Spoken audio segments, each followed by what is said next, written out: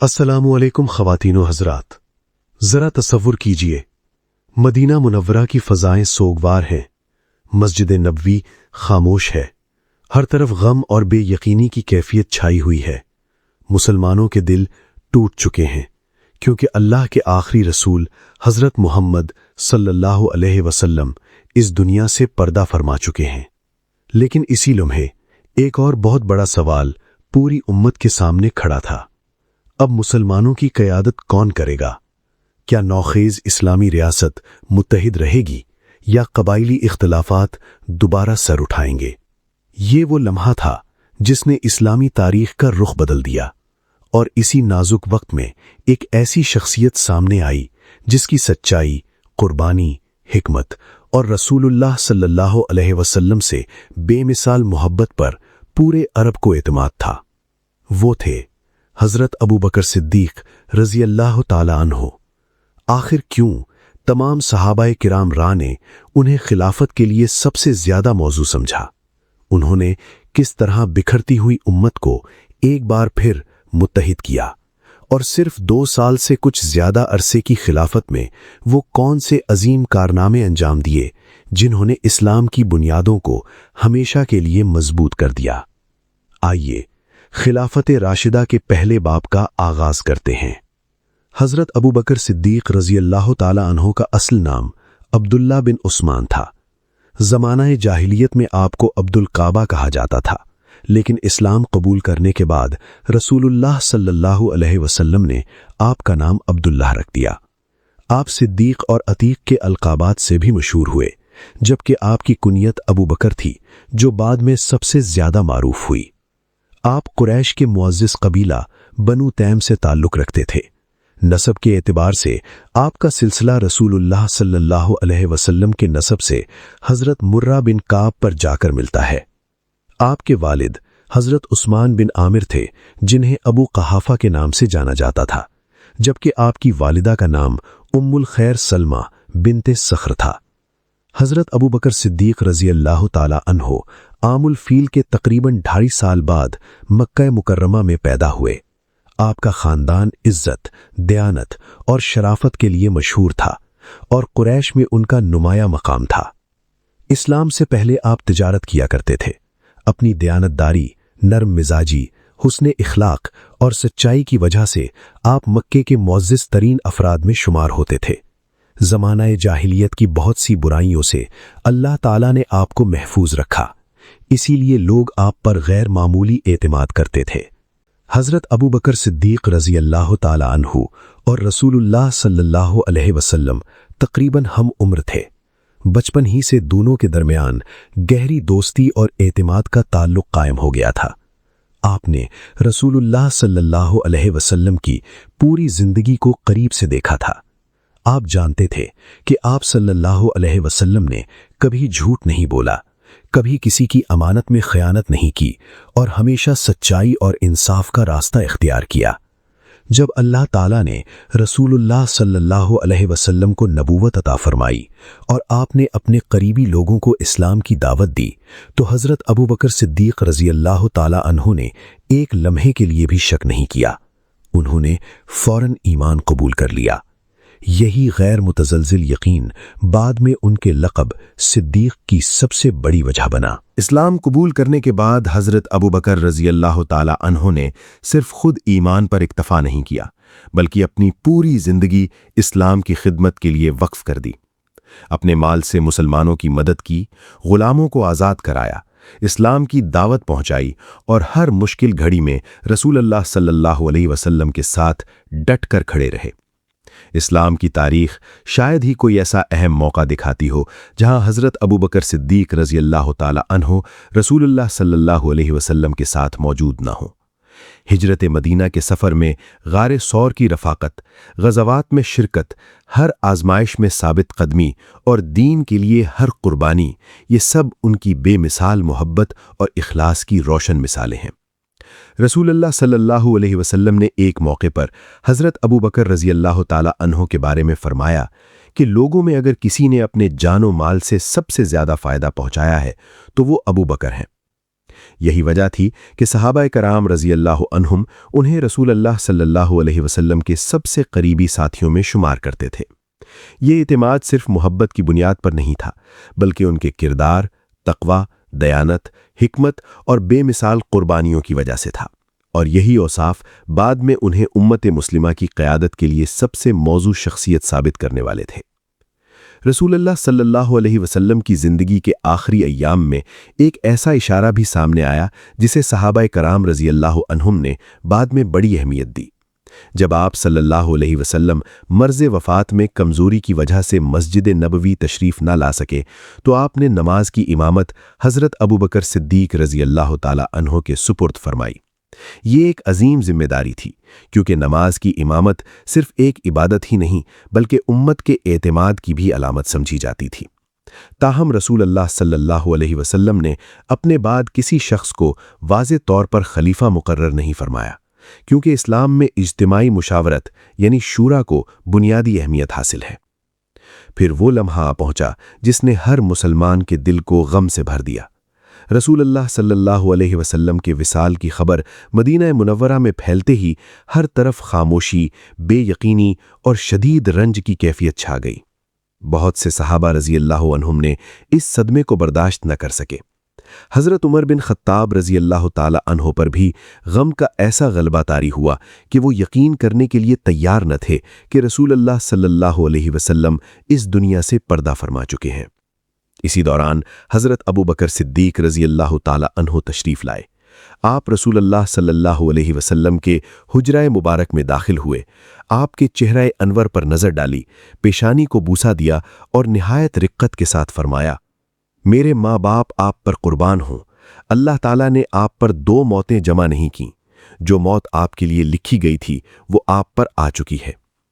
اس کے بعد حضرت ابوبکر صدیق رضی اللہ تعالی عنہ مسجد نبوی تشریف لائے، جہاں صحابہ کرام جمع تھے۔ آپ نے اللہ تعالیٰ کی حمد و ثنا بیان فرمائی اور فرمایا کہ جو شخص محمد صلی اللہ علیہ وسلم کی عبادت کرتا تھا وہ جان لے کہ محمد صلی اللہ علیہ وسلم وصال فرما چکے ہیں، اور جو اللہ تعالیٰ کی عبادت کرتا ہے تو بے شک اللہ تعالیٰ ہمیشہ زندہ ہے، اسے کبھی موت نہیں آئے گی۔ پھر آپ نے قرآن مجید کی یہ آیت تلاوت فرمائی، محمد تو صرف ایک رسول ہے، ان سے پہلے بھی بہت سے رسول گزر چکے ہیں، اگر وہ وفات پا جائیں یا شہید کر دیے جائیں تو کیا تم الٹے پاؤں پھر جاؤ گے؟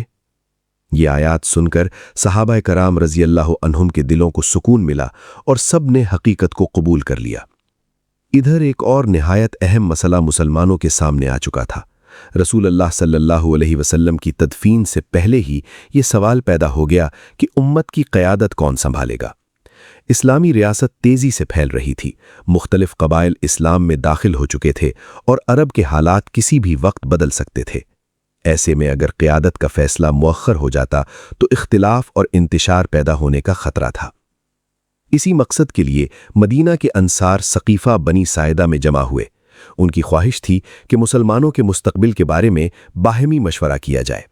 ان میں سے بعض کی رائے یہ تھی کہ چونکہ انہوں نے اسلام کی بے مثال خدمت کی، رسول اللہ صلی اللہ علیہ وسلم کو پناہ دی اور مدینہ میں اسلامی ریاست کو مضبوط بنانے میں بنیادی کردار ادا کیا، اس لیے خلافت کا حق انہیں ملنا چاہیے۔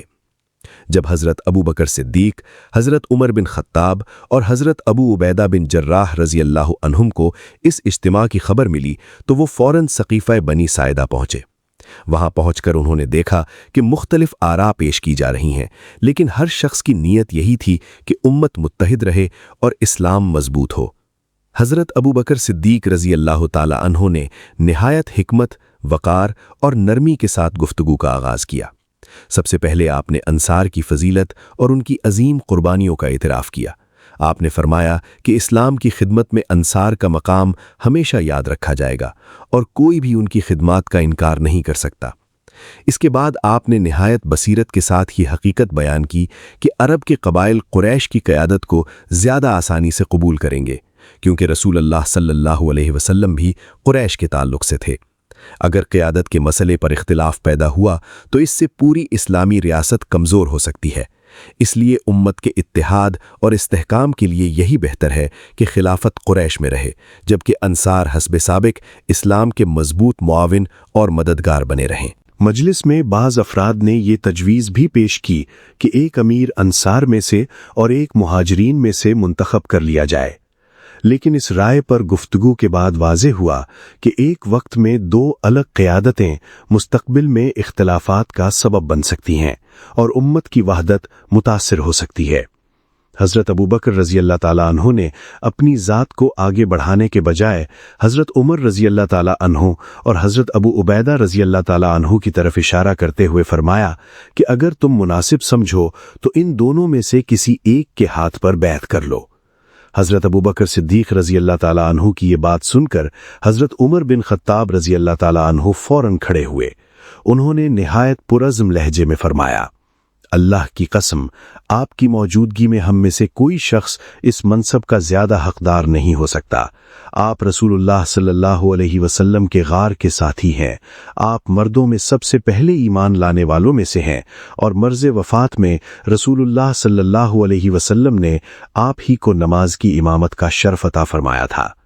یہ کہہ کر حضرت عمر رضی اللہ تعالیٰ عنہ نے آگے بڑھ کر حضرت ابوبکر صدیق رضی اللہ تعالیٰ عنہ کے ہاتھ پر بیعت کر لی۔ حضرت عمر رضی اللہ تعالیٰ عنہ کے بعد حضرت ابو عبیدہ بن جراح رضی اللہ تعالیٰ عنہ نے بھی بیعت کی، اور پھر وہاں موجود مہاجرین و انصار یکے بعد دیگرے حضرت ابوبکر صدیق رضی اللہ تعالیٰ عنہ کے ہاتھ پر بیعت کرنے لگے۔ اس طرح انتہائی نازک حالات میں اللہ تعالیٰ کے فضل سے امت مسلمہ ایک بڑے اختلاف سے محفوظ رہی اور اسلامی ریاست کو اپنا پہلا خلیفہ مل گیا۔ اگلے دن مسجد نبوی میں مسلمانوں کا ایک بڑا اجتماع ہوا جہاں عام بیعت ہوئی۔ اس موقع پر حضرت ابوبکر صدیق رضی اللہ تعالیٰ عنہ نے اپنی خلافت کا پہلا تاریخی خطبہ ارشاد فرمایا، جو اسلامی حکمرانی کے بنیادی اصولوں میں شمار کیا جاتا ہے۔ آپ نے اللہ تعالیٰ کی حمد و ثنا کے بعد فرمایا، اے لوگو، مجھے تم پر ذمہ داری سونپی گئی ہے، حالانکہ میں تم میں سب سے بہتر ہونے کا دعویٰ نہیں کرتا۔ اگر میں درست راستہ اختیار کروں تو میرا ساتھ دینا، اور اگر مجھ سے کوئی غلطی ہو جائے تو مجھے اس کی اصلاح کی طرف متوجہ کرنا۔ پھر آپ نے فرمایا، سچائی امانت ہے اور جھوٹ خیانت۔ تم میں سے کمزور میرے نزدیک اس وقت تک طاقتور ہے جب تک میں اسے اس کا حق نہ دلا دوں، اور تم میں سے طاقتور میرے نزدیک اس وقت تک کمزور ہے جب تک میں اس سے دوسروں کا حق واپس نہ لے لوں۔ اس کے بعد آپ نے مسلمانوں کو جہاد، عدل اور اخلاق کی اہمیت یاد دلاتے ہوئے فرمایا، جب کوئی قوم اللہ کے راستے میں جد و جہد چھوڑ دیتی ہے تو اللہ تعالیٰ اس پر ذلت مسلط کر دیتا ہے، اور جب کسی معاشرے میں برائیاں عام ہو جائیں تو اللہ تعالیٰ اسے آزمائش میں مبتلا کر دیتا ہے۔ آخر میں آپ نے وہ اصول بیان فرمایا جو اسلامی حکومت کی بنیاد بن گیا۔ جب تک میں اللہ اور اس کے رسول صلی اللہ علیہ وسلم کی اطاعت کرتا رہوں، تم پر میری اطاعت لازم ہے، لیکن اگر میں اللہ اور اس کے رسول صلی اللہ علیہ وسلم کی نافرمانی کروں تو پھر تم پر میری اطاعت لازم نہیں۔ یہ خطبہ صرف ایک نئے خلیفہ کا خطبہ نہیں تھا، بلکہ عدل، دیانت، جواب دہی اور شورا پر قائم اسلامی طرز حکومت کا واضح اعلان تھا۔ لیکن حضرت ابوبکر صدیق رضی اللہ تعالی عنہ کے لیے خلافت کا منصب عزت سے زیادہ ایک بہت بڑی آزمائش ثابت ہونے والا تھا۔ رسول اللہ صلی اللہ علیہ وسلم کے وصال کے بعد پورا جزیرہ عرب شدید بحران کی لپیٹ میں آ چکا تھا۔ کئی قبائل اسلام سے پھرنے لگے، کچھ نے زکوٰۃ دینے سے انکار کر دیا، جبکہ مختلف علاقوں میں جھوٹے مدعیان نبوت لوگوں کو گمراہ کرنے لگے۔ ایسا محسوس ہو رہا تھا جیسے نو قائم اسلامی ریاست ہر طرف سے خطرات میں گھر چکی ہو، اور امت مسلمہ ایک ایسے دوراہے پر کھڑی ہو جہاں ایک غلط فیصلہ پوری تاریخ کا رخ بدل سکتا تھا۔ آخر حضرت ابوبکر صدیق رضی اللہ تعالی عنہ نے ان سنگین فتنوں کا مقابلہ کیسے کیا؟ انہوں نے کس حکمت عملی سے بکھرتی ہوئی امت کو دوبارہ متحد کیا؟ مسیلمہ کذاب اور دیگر جھوٹے مدعیان نبوت کا انجام کیا ہوا؟ اور قرآن مجید کو پہلی مرتبہ ایک جگہ جمع کرنے کا تاریخی فیصلہ کیوں اور کیسے کیا گیا؟ یہ تمام حیرت انگیز اور ایمان افروز واقعات ہم اگلے ایپیسوڈ میں تفصیل سے جانیں گے انشاءاللہ۔ اگر آپ کو یہ ویڈیو معلوماتی اور مفید لگی ہو تو اسے ضرور لائک کریں۔